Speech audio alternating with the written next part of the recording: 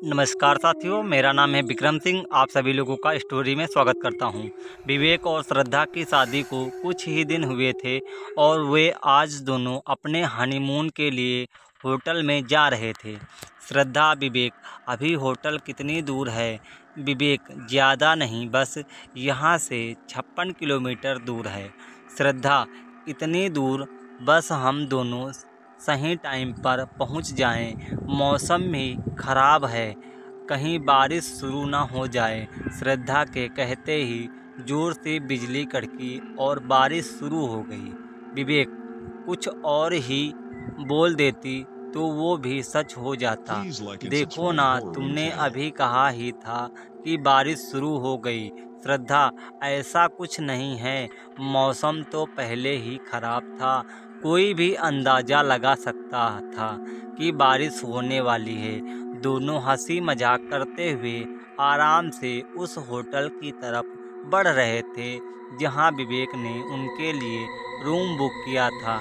लेकिन बारिश बहुत तेज़ होने लगी और अचानक पेट्रोल की एंडिंग तक नज़र आने लगी। विवेक, हे भगवान, ये फ्यूल इतनी जल्दी ख़त्म कैसे हो रहा है? श्रद्धा, तुमने चलने से पहले चेक नहीं किया था क्या? विवेक, हाँ मैंने किया था यार, लेकिन अब ये ख़त्म होने वाला है। विवेक ये देखकर हैरान था कि जब टैंक फुल करवाया था तो टैंक अचानक कैसे खाली हो रहा है। बस 5 मिनट और चलने के बाद उसकी कार रुक गई। श्रद्धा, क्या हुआ? विवेक, फ्यूल ख़त्म हो गया है, अब हम होटल कैसे पहुंचेंगे? श्रद्धा, अरे देखो, सामने भी एक होटल नज़र आ रहा है। श्रद्धा ने उस गेट की तरफ इशारा किया जो कि कुछ ही कदम की दूरी पर नज़र आ रहा था। होटल मिलाज, उसका नाम पढ़ते ही विवेक के चेहरे पर डर सा दिखने लगा। श्रद्धा, हाँ देखो ना, कितना अच्छा होटल है। आज रात यहीं रुक जाते हैं, सुबह यहाँ से चेक आउट कर लेंगे। विवेक पता नहीं होटल में जाने से क्यों कतरा रहा था, लेकिन श्रद्धा के आगे उसकी कहाँ चलने वाली थी, और वैसे भी उसके पास वहाँ रुकने के अलावा और कोई दूसरा रास्ता भी नहीं था। दोनों कार से उतरे और पानी से बचते हुए उस होटल के अंदर गए। रिसेप्शन में उन्हें रूम नंबर 108 की चाबी मिली। विवेक, कोई और रूम की नहीं है, ये 108 की ही क्यों? श्रद्धा, अरे क्या हो गया? तुमको रूम नंबर 108 है तो इसमें इतनी घबराने वाली क्या बात है? विवेक डर रहा था। अभी श्रद्धा रिसेप्शन से चाबी ले आई और दोनों रूम नंबर 108 में पहुंच गए। श्रद्धा, आओ, रूम तो काफ़ी अच्छा है, बस अब कुछ खाने को ऑर्डर कर देती हूँ, बहुत ज़ोरों से भूख लगी है। ये कहते हुए श्रद्धा रिसीवर उठाया और रूम सर्विस को ऑर्डर दिया। उन्होंने श्रद्धा को मेनू बताया और श्रद्धा ऑर्डर दे दी। फिर दोनों बैठकर बातें ही करने लगे। कुछ देर बाद डोरबेल बजी और श्रद्धा ने उठकर दरवाज़ा खोला। रूम सर्विस बॉय ने जैसे ही विवेक को देखा, उसके चेहरे पर रंग उड़ गया। सर्विस बॉय, सर आप, अच्छा हुआ आप यहाँ आ गए। आपको पता भी नहीं है कि उस रात के बाद से मेरे साथ क्या क्या हो रहा है। यह सुनकर विवेक चौंक गया और श्रद्धा भी हैरान रह गई। श्रद्धा, ये तुम क्या कह रहे हो? यह कहकर उसने विवेक से पूछा, ये क्या बोल रहा है? क्या तुम पहले भी यहाँ आ चुके हो? विवेक, नहीं, मैं तो यहाँ पहली बार आया हूँ। विवेक ने सर्विस बॉय को कहा कि तुमको कोई गलतफहमी हुई है। सर्विस बॉय, नहीं सर, मुझे कोई गलतफहमी नहीं हुई है, मैं आपको पहचान गया हूँ। विवेक ने उसकी बात को वहीं कट कर उसे डांटते हुए कहा, तुम खाना देकर यहाँ से जाओ, नहीं तो मैं अभी मैनेजर से कहकर तुम्हारी याददाश्त ठीक करा दूंगा। ये सुनकर वो डर गया और खाने की ट्राली उसके पास छोड़कर चला गया।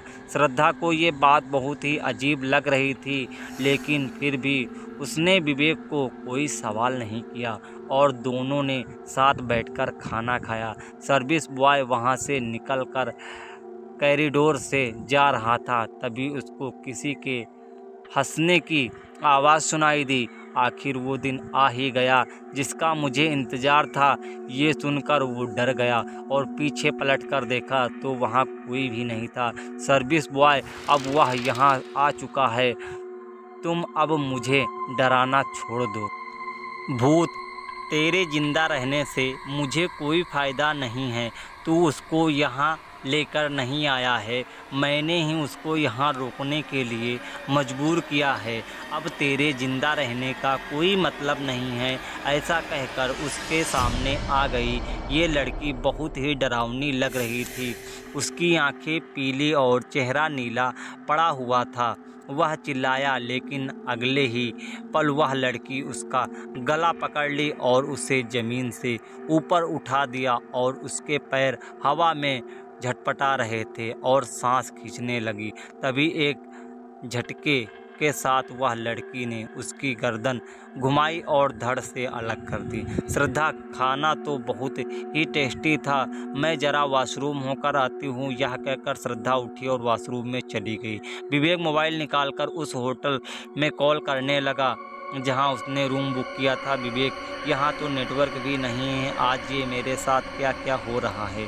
श्रद्धा, क्या हुआ विवेक, तुम इतना परेशान क्यों दिख रहे हो? ये सुनकर विवेक ने श्रद्धा की तरफ देखा और उसको देखता ही रह गया। उसने रेड कलर टॉप और टी शर्ट पहनी हुई थी। श्रद्धा उसकी तरफ देखकर मुस्कुरा रही थी। विवेक, आओ, तुम तो बहुत ही अलग दिख रही हो। सुनकर वो उसके करीब गई और उसको गले लगा लिया। श्रद्धा, विवेक, तुम किससे बात कर रहे हो? किसी का कॉल आया है क्या? श्रद्धा की ये आवाज़ वॉशरूम से आ रही थी, जिसे सुनकर विवेक हक्का बक्का सा रह गया। अगर श्रद्धा वॉशरूम में है तो ये कौन है? ये कहकर वह अलग हो गया। वो लड़की श्रद्धा नहीं बल्कि वही भूत वाली लड़की थी जिसने कुछ देर पहले वेटर को मारा था। उसका भयानक रूप देखकर विवेक डर गया और चिल्ला उठा। उसकी चीख सुनकर श्रद्धा वॉशरूम से बाहर निकली और उसको देखकर वो भी डर गई। भूत सर, मैंने आपका बहुत ही बेसब्री से इंतज़ार किया, आज वो दिन आ ही गया। इतना कहकर उसने विवेक का हाथ पकड़ा और उसको झटका देकर तोड़ दिया और उसकी गर्दन पकड़ी और उसको हवा में ऊपर उठा दिया और ट्राली पर रखा हुआ कांटा उठाया और विवेक के गर्दन पर खचाखच करके मारने लगा। विवेक, बचाओ बचाओ, उसके गले से खून निकलने लगा। भूत, मैं कौन हूँ और तुम्हें क्यों मारना चाहती हूँ? अपनी बीवी को बता, वरना अभी के अभी तुझे ख़त्म कर दूंगी। विवेक, बताता हूँ, मुझे छोड़ दो। नेहा, यह क्या कह रही है? विवेक, कौन है ये? विवेक, ये मेरी सेक्रेटरी थी। पिछले साल मैं इसके साथ बिजनेस मीटिंग के लिए दिल्ली जा रहा था। हम एक रात यहाँ रुके थे, लेकिन मुझसे एक गलती हो गई थी।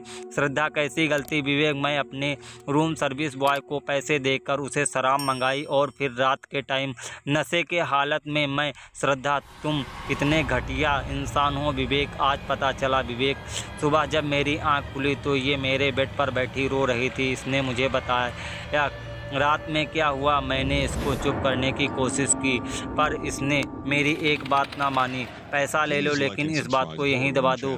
लेकिन उसने एक बात भी नहीं मानी, बल्कि ये कही मुझसे शादी करनी पड़ेगी, नहीं तो मैं पुलिस को बुला दूंगी। तभी नेहा की आत्मा ने ट्राली पर एक चाकू उठाया और फिर उसकी गर्दन पर रखकर बोली, आगे बता। विवेक, या मेरे ही सामने पुलिस को कॉल कर रही थी। इससे मोबाइल छीनने के चक्कर में इसका सर टेबल से टकराया और इसके सर में बहुत चोट लग गई और यह बेहोश हो गई।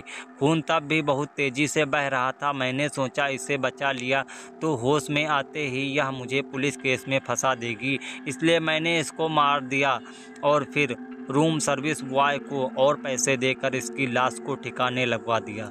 श्रद्धा, मुझे खुद पर शर्म आ रही है कि मैंने तुम जैसे इंसान से प्यार किया और शादी की। नेहा, सुन लिया तूने, अब तेरा भी समय आ गया है। यह कहकर नेहा की आत्मा ने हाथ में पकड़े चाकू से एक नहीं बल्कि कई बार विवेक के पेट में घोंप दिया और फिर वहीं चाकू उसके गले पे फेरते हुए इसको ख़त्म कर दिया। मरने वाला इंसान श्रद्धा का पति था, लेकिन फिर भी श्रद्धा के चेहरे पर पति के खोने का कोई भी गम नहीं नज़र आ रहा था। नेहा की आत्मा ने श्रद्धा की तरफ देखा तो श्रद्धा बोली, श्रद्धा, नेहा, मैं तुम्हारी मौत की सच्चाई सबके सामने लेकर आऊँ, ताकि जो तुम्हारे साथ हुआ है वो किसी और के साथ ना हो। नेहा, ऐसा अब होगा भी नहीं।